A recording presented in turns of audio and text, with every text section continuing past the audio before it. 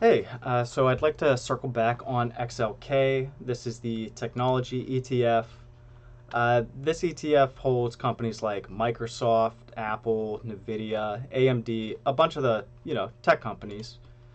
Last time we looked at this was on June 17th, so it's been about a month and a half.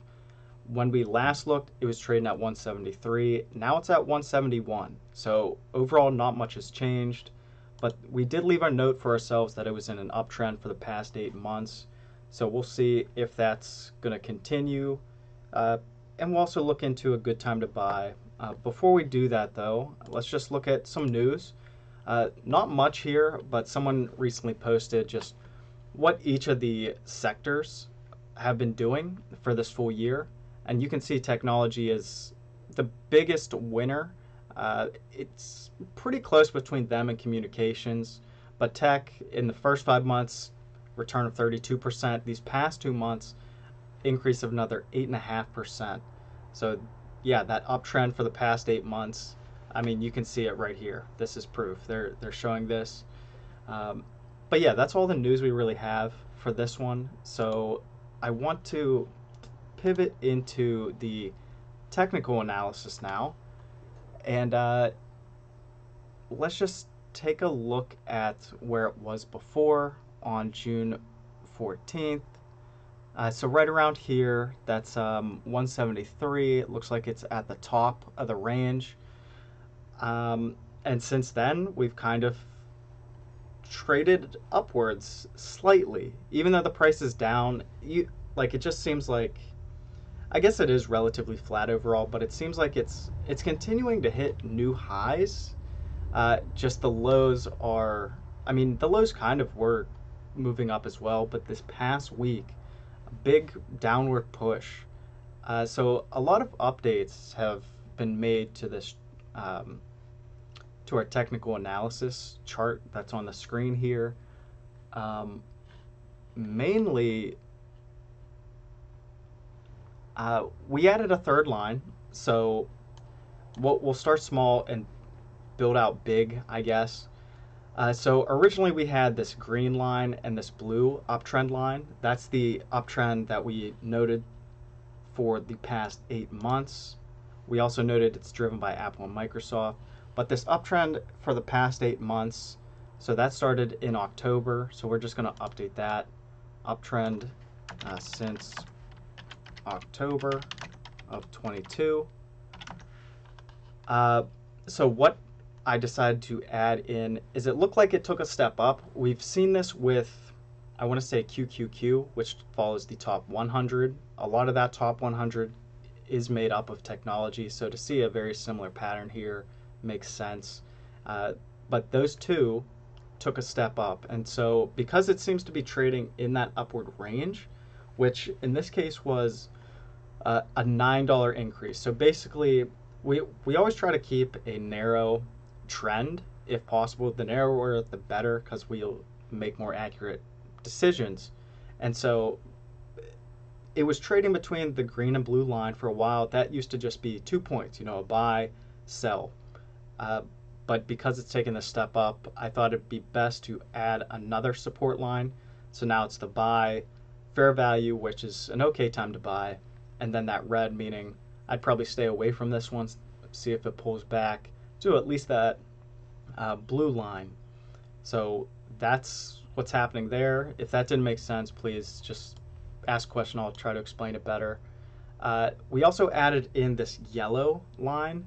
It's hopefully it's hard or easy for you to see. I'll try to make it darker. I don't know if that helps or not, but there's some orange lines here, and that's the uptrend that I wanted to add. So I'm going to scale out a little bit. That uptrend, I feel, covers 80% of what this ETF has done since about 2019. So I want to add that um, uptrend since January 2019. Okay. So that's really intact.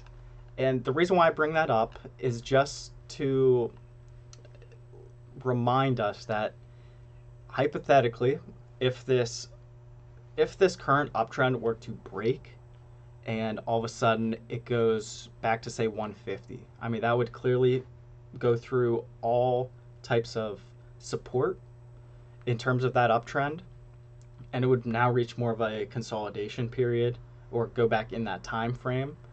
But when we look at the gold brackets for the uptrend, again, gathering roughly 80% of the data we have, if it could pull all the way back to, like I said, that 150, and we would still be in that uptrend. Not until it would break, say, like 140 at this point would I get worried. But that's thinking way out ahead. For all we know, this uptrend is going to continue onward for the rest of the year, and we can just continue buying at this green mark or potentially this blue mark. And again, if I can clarify that, I'll do my best. But just to update this XLK, so currently, again, it went from 173 to 171 at this point. Buy points for me probably would be I would probably pick 176. So previously it was 130 and 150. I think I just rounded, but those are the blue horizontal lines. So we have one down here, if you can see my mouse, and then the one slightly above it. We're past those points, so I'm going to remove both of those, and we're going to add in the blue uptrend line projecting out roughly a month will give us about 176. So that would be the most I'd be willing to pay for it right now. Preferably, I would like to pay something closer to like 164. 164 would be, I'd be happy with that. And then like an ultimate price, which I don't think this will happen, but we will include it going forward, is this point right about here at about like 144. Something would have to need to really impact this market for that number to come in play. So right now 164 is my ideal. 176 I'd be okay with. The fact that that's 171, yeah, I mean that's decent. I would say it's fair value. It's closer to the it's slightly below fair value. I'll say that. So I guess I'd give it a buy. I think it's at a decent spot. We also have 173 as resistance. Yeah, maybe let's look at resistance real quick. So 173, that was previous all-time highs. It's now gone above that. I'm not too concerned about the 173, but we'll leave it in for another week, I suppose. Fast forwarding ahead about a month would be like 185. That's when to me, it would get a little bit too overpriced. So let's put in 173 and 185. 185 is the bold figure for me, so we can remove that. Whoops, I thought okay, update the dates. Let me get that out.